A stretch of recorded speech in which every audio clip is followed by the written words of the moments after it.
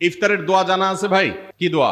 আমরা একটা দোয়া কমন জানি বাংলাদেশে মানুষ, সেটা হলো আল্লাহুম্মা লাকা সুমতু আলা রিজকিকা আফতারতু।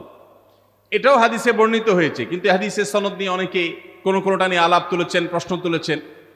আল্লাহুম্মা লাকা সুমতু মানে হলো, হে আল্লাহ, আপনার উদ্দেশ্যে রোজা রেখেছি, ওয়া আলা রিজকিকা আফতারতু, এবং আপনার দেওয়া রিজিক দিয়ে ইফতার করেছি।